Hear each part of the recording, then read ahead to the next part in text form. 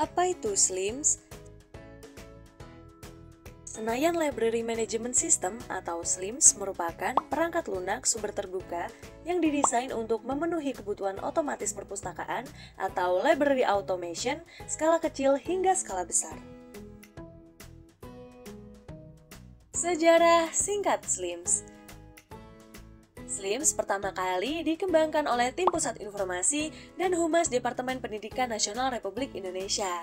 Program ini dikembangkan pada bulan November 2006 dan diluncurkan pertama kali pada November 2007 kepada publik.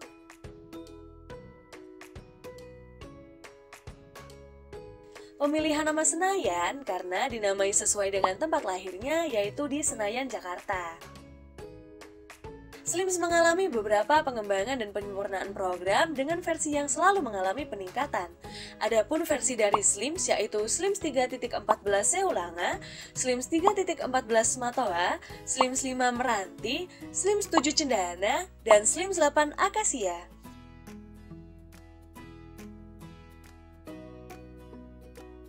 Beberapa kali mengalami perkembangan dan pembaruan, kini SLIMS hadir dengan versi terbarunya yaitu SLIMS 9 Boolean. Penggunaan nama-nama flora di Indonesia karena para pengembang SLIMS berharap rilisnya SLIMS dapat menjadi media pembelajaran bagi penggunanya untuk mengetahui seluk-beluk flora di Indonesia yang namanya digunakan sebagai nama kode rilis SLIMS.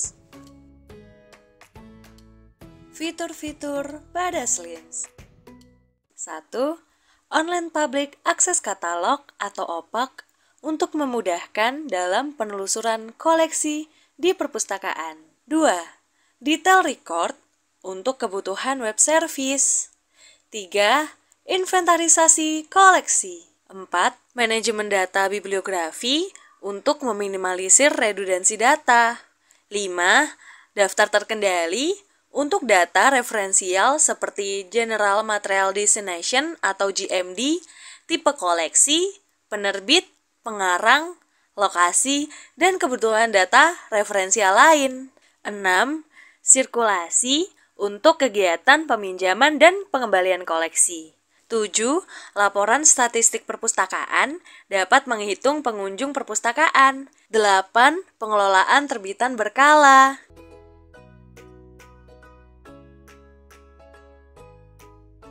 Cara menggunakan OPAC di perpustakaan. Yang pertama, buka link atau website yang telah disediakan oleh perpustakaan.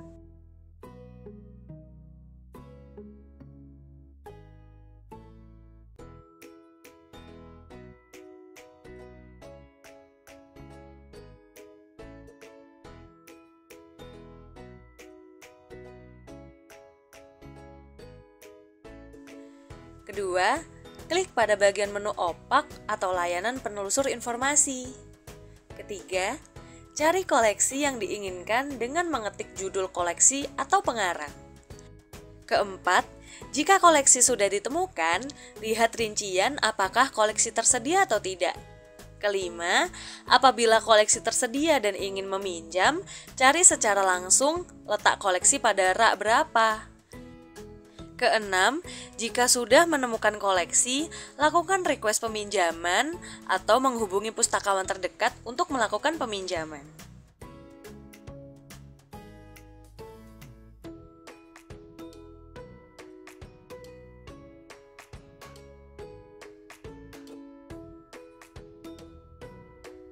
Input data koleksi.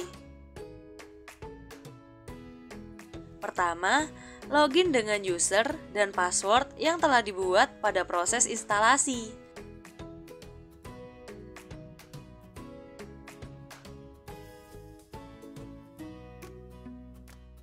Selanjutnya, setelah berhasil masuk, lalu menuju ke menu bibliografi.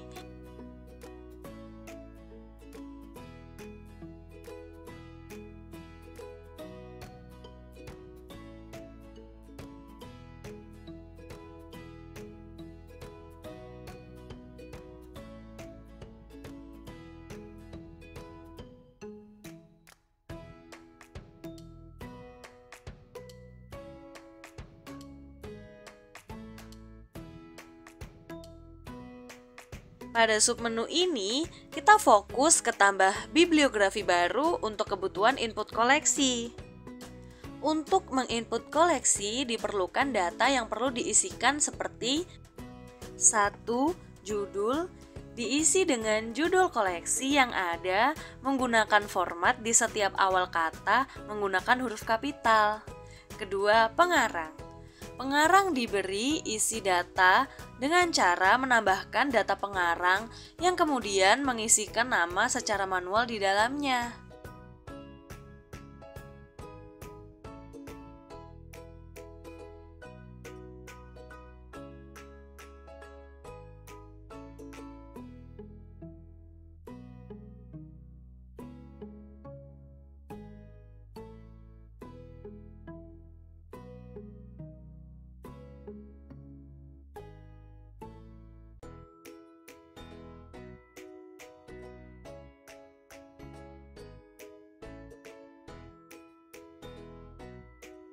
Ketiga, edisi. Pada bagian edisi diisikan edisi atau cetakan keberapa buku tersebut dicetak.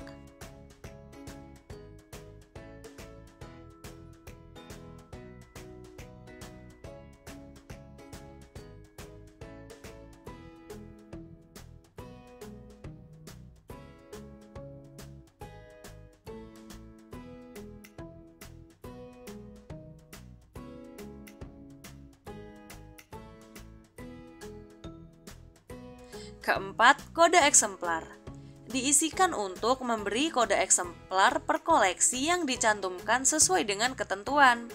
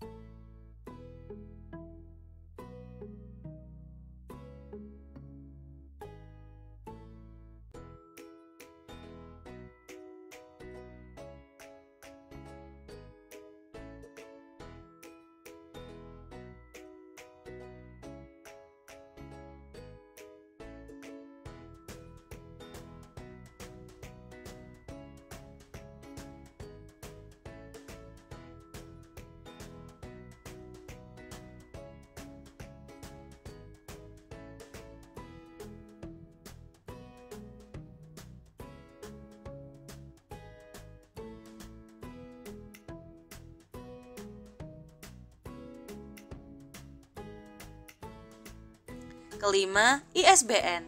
Mengisi dengan nomor ISBN dari koleksi yang akan dimasukkan.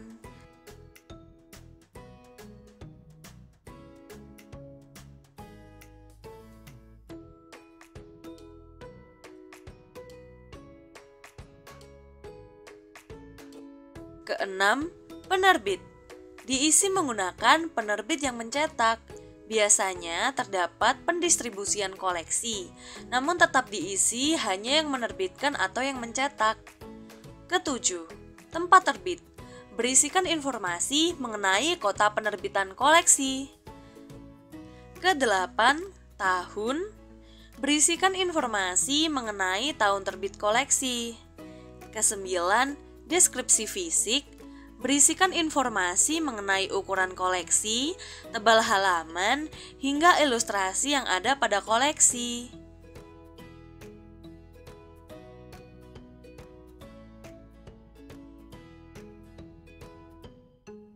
Kesepuluh, klasifikasi diisi berdasarkan koleksi yang sebelumnya telah dicari pada IDDC.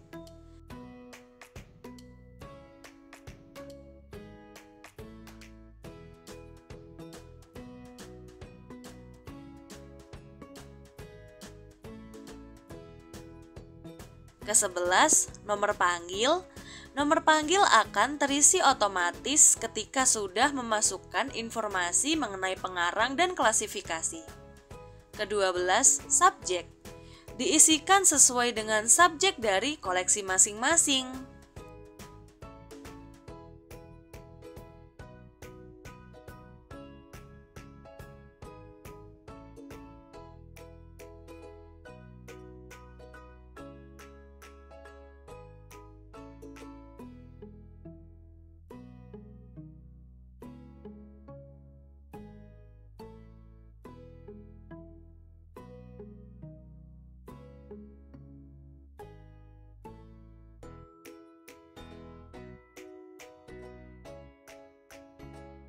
Ke-13, bahasa. Diisi menggunakan bahasa sesuai dengan bahasa yang digunakan oleh koleksi. Ke-14, abstrak. Berisikan informasi yang menjelaskan tentang sekilas informasi di dalam koleksi. Ke-15, sampul. Berisikan gambaran dari sampul koleksi yang dapat diunduh atau dilakukan potret mandiri. Ke-16, tambahan biblioterkait digunakan untuk mengaitkan koleksi yang biasanya saling berkaitan dengan koleksi yang lain. Ke-17, tunjukkan opak.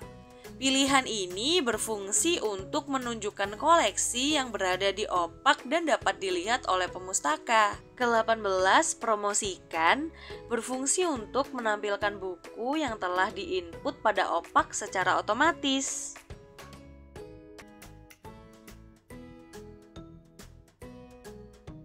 Tutorial input anggota pada menu keanggotaan. Pada proses input anggota, data yang diperlukan adalah 1. ID anggota, berisikan nomor yang ditentukan oleh perpustakaan atau bisa juga menggunakan NIS yang dimiliki oleh siswa. Kedua, nama anggota, berisi informasi nama lengkap anggota.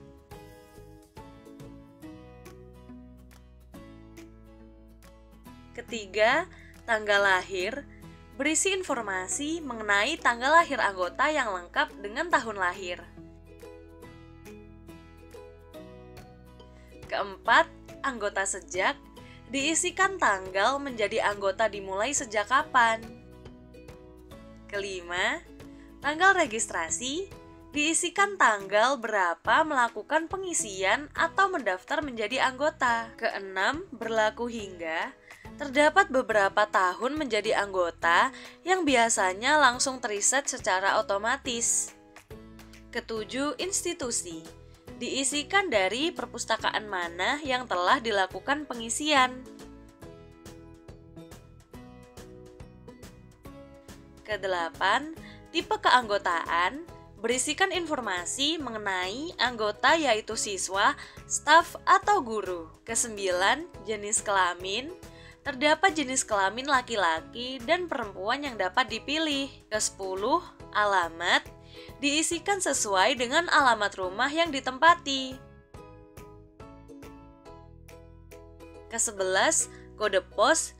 Diisikan sesuai dengan alamat. Ke-12, Alamat surat berisikan informasi mengenai alamat yang digunakan jika terdapat pengiriman surat. Ke-13, nomor telepon berisikan informasi nomor telepon anggota. Ke-14, nomor fax diisikan nomor fax email jika dimiliki. Ke-15, nomor identitas berisikan informasi yang bisa diisi menggunakan NIK atau juga bisa disamakan menggunakan ID anggota. Ke-16, catatan berisikan catatan kecil yang dapat diberikan oleh pustakawan atau anggota saat melakukan pendaftaran mandiri. Ke-17, tunda keanggotaan. Jika dicentang, maka akan ditunda. Namun jika tidak, maka akan otomatis terdaftar menjadi anggota. Ke-18, foto. Melakukan upload foto, namun tidak wajib untuk diisi. Ke-19, surel. Berisikan informasi mengenai email yang aktif digunakan oleh anggota. Ke-20, kata sandi. Berisikan kata sandi jika diperlukan, namun bisa tidak diisi jika memang tidak diperlukan.